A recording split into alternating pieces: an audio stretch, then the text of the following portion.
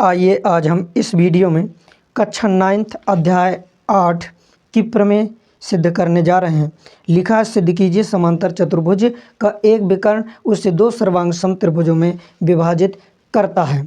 तो हम करेंगे क्या, हमें करना है एक समांतर चतुर्भुज बनाना है। इसके पश्चात सर्वांग समत्रिभुजों को करना है, सर्वांग समत्रिभुजों में विभाजित करता है, सिद्ध करना है। तो हमें करना क्या होगा कि एक समांतर चतुर्भुज बनाएंगे, उसमें से दो त्रिभुजों को अलग करेंगे। दो त्रिभुजों को अलग करने के पश्चात हम फिर सर्वांग सम दोनों त्रिभुजों को सिद्ध कर देंगे। तो आइए अब हम एक सर्वांग सम त्रिभुज समांतर चतुर्भुज की एक आकृति निर्मित करते हैं। यह एक समांतर चतुर्भुज की आकृति आपके सामने है। इस समांतर चतुर्भुज की आकृति में हमने दो त्रिभुजों में बांट दिया है। ABCD एक समांतर चतुर्भुज है जिसमें एक आकृति दूसरी एक आकृति दो आकृतियों में हमने विभाजित कर दिया। एक आकृति ABC है, दूसरी आकृति ACD है। इन आकृतियों में हमें सर्वप्रथम समांतर चतुर्भुज के सभी गुणधर्म मालूम होना चाहिए। समांतर चतुर्भुज के गुणधर्म होते क्या हैं?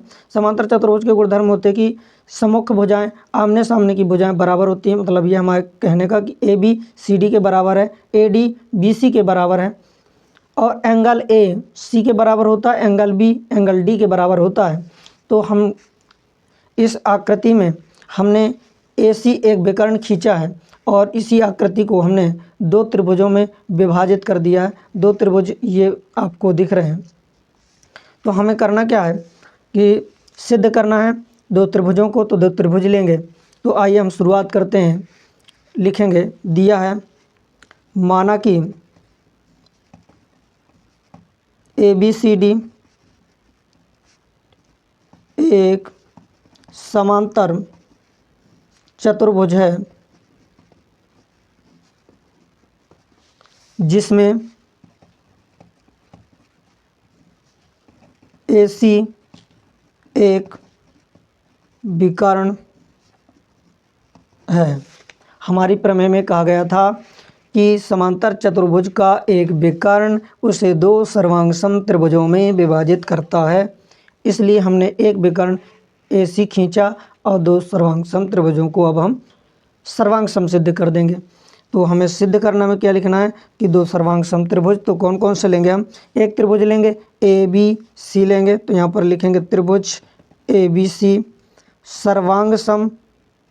दूसरा त्रिभुज क्या लेंगे? CDA लेंगे हम। तो CDA ये हमने सिद्ध करना है। इसके पश्चात उत्पत्ति की शुरुआत करते हैं। तो जब भी हमें दो त्रिभुजों को सर्वांग सम सिद्ध करना है तो हम समांतर चतुर्भुज के गुणधर्मों में देखते हैं कि यदि ABCD के समांतर है, भुजा ABCD के समांतर है, तो ये ट्रांजैक्शन लाइन होगी AC। तो इस तरफ के कोण इस तरफ के कोण बराबर होंगे। ये वाला एंगल इस वाले एंगल के बराबर होगा।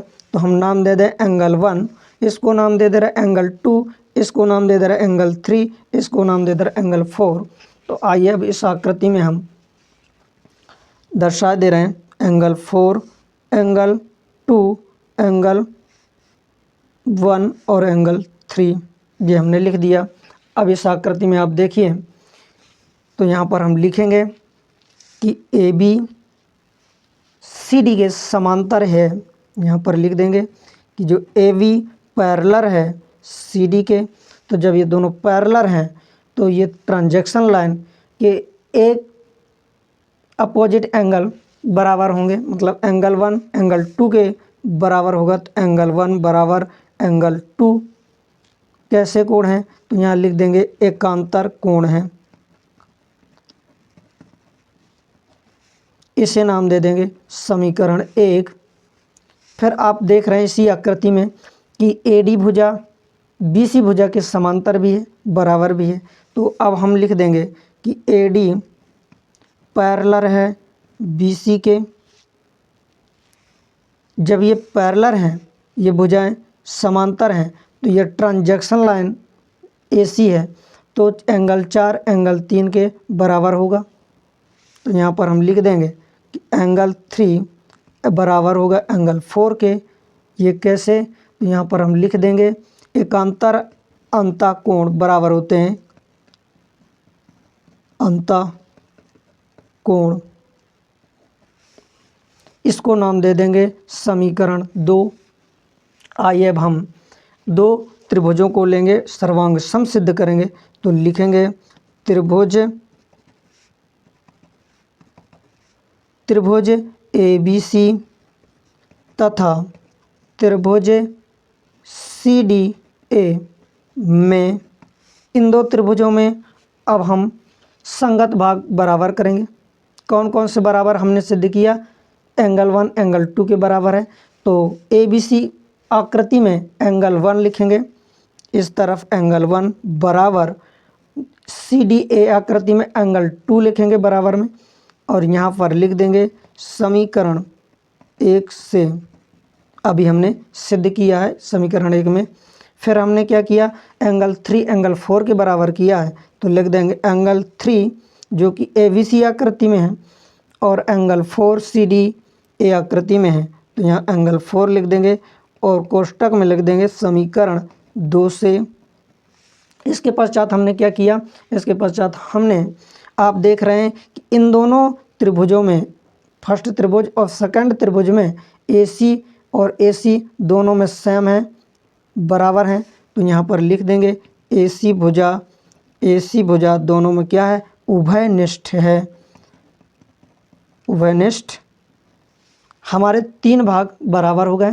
तो अब हम कह देंगे कि त्रिभुज ABC सर्वांग सम है त्रिभुज CDA के।